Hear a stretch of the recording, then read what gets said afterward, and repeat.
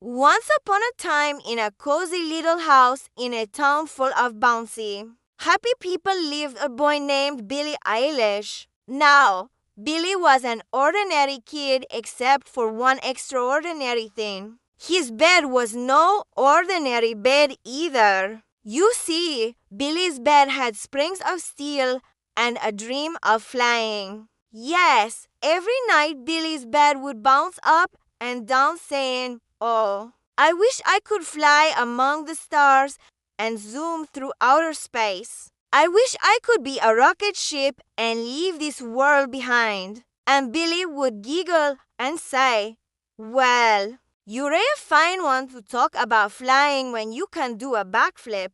That would make any astronaut lose their lunch." But Billy's bed wasn't listening. All it wanted to do was fly. And one night it did. Now, Billy was fast asleep dreaming about bouncy castles made of cheese when suddenly his bed started bouncing. First it bounced up and down, then it bounced left and right, faster and faster until whoosh. It shot straight up through Billy's bedroom window into the inky black sky. "I'm flying," the bed shouted with glee, and off it went. Up past the fluffy clouds, over the twinkling stars, and all the way to the glowing face of the moon. "Look at that," said the bed, breathless with excitement. "I've never been so high above the ground before. This is even better than being a rocket ship. I'm a moonbed now.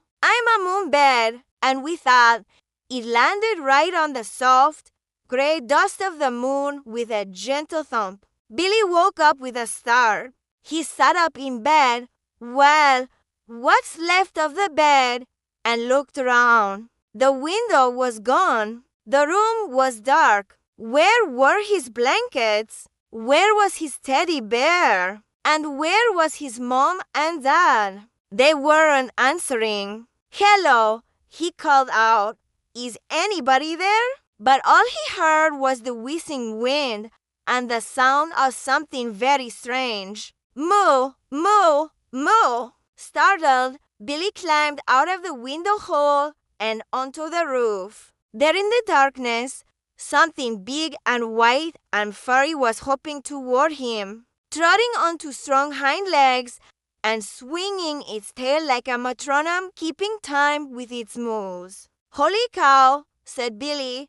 "It's a cow on the moon." "Moo," said the cow, taking a big bite out of a plant that looked suspiciously like a mushroom. Then it stopped munching, looked at Billy with big, curious eyes, and asked, "Are you lost, little earth creature?" I am," said Billy. "My name is Billy, and my bed flew away and landed us on the moon. Do you know where I can find a rocket ship or maybe an astronaut so I can get home before breakfast?" "Breakfast?" asked the cow, tilting its head. "Why do you need to get home before breakfast?" "Because if my mom and dad don't know where I am, they'll call the police and tell them to bring me home before I miss breakfast. And you know how that goes," Billy said. "A hungry boy is an angry boy." The cow nodded sympathetically. Of course. It's always hard to say no to breakfast, isn't it?" "Well, why don't you hop on my back, little earth creature? I'll take you to the Milky Way diner. Maybe they'll have a rocket ship for sale or an astronaut looking for some fresh mushrooms." And so Billy climbed onto the back of the cow, and they set off across the moon, past craters and mountains, over plains of cheese and sand dunes made of powdered sugar, all the way to a neon sign that buzzed merrily in the dark. "Welcome to the Milky Way diner. Good food, good friends, and free refills until you explode," it read. "Perfect," thought Billy. "Just perfect." But when they walked inside, Billy's jaw dropped. Every seat was taken by creatures from all over the galaxy, and not one of them was an astronaut.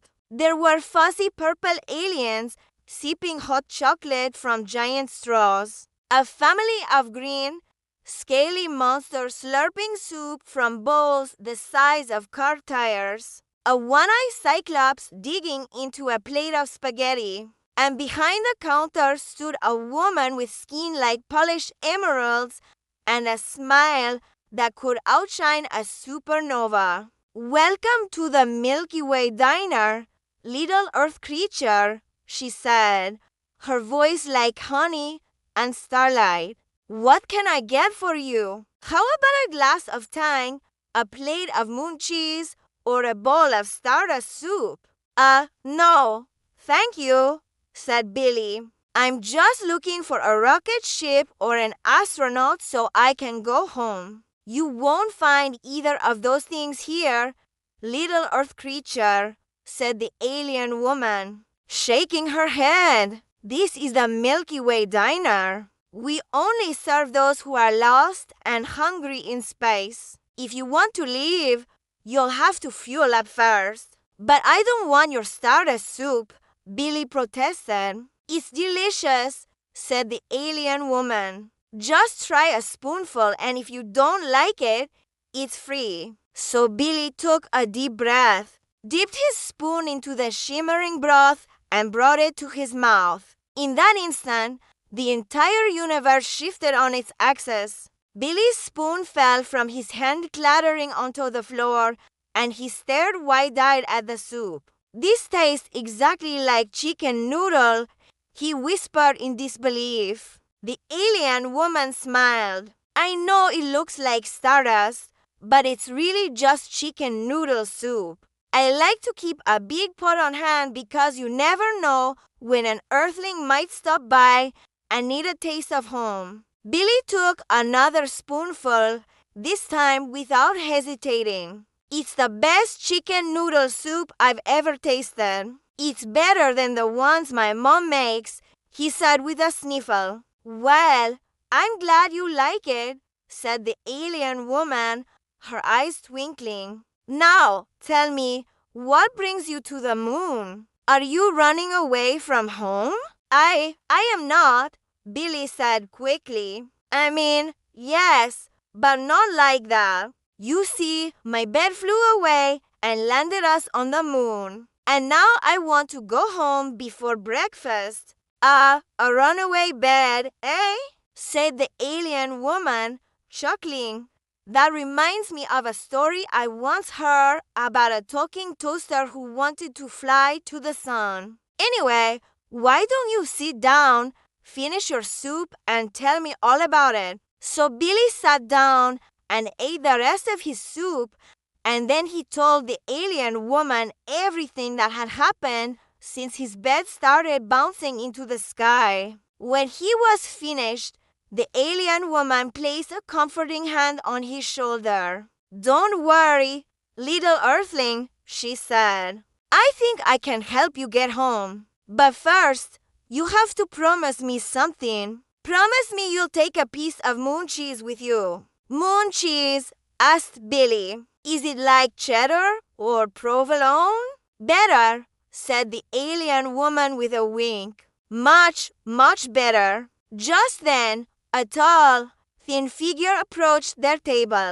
He was dressed in a shiny silver suit, and his face was hidden behind the visor. "Excuse me," he said in a deep, booming voice, "but are you an earthling? I heard you talking. Earthling, please come with me. I am Captain Comet of the Galactic Express. My ship can take you anywhere in the galaxy for free." Billy's eyes widened. "Really? Can we go home?" "Of course, Earthling. Anything for a hero," said Captain Comet. And with that, Billy and the alien woman got into Captain Comet's spaceship. The moment they stepped inside, however, Billy realized they weren't alone. There in the corner was a pile of boxes wrapped in silver paper. "What are those?" he asked. "Those," said Captain Comet with a sly grin, "are for you. They're filled with moon cheese." Billy laughed.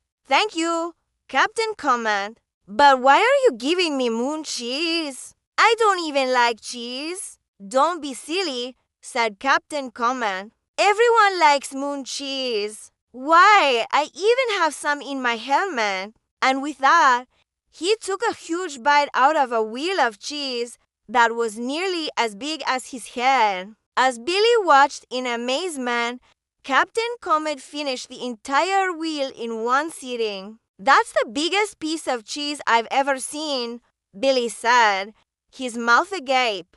Just wait till you see the size of my stardate, said Captain Comet, winking, and off they went, soaring through the galaxy at the speed of light.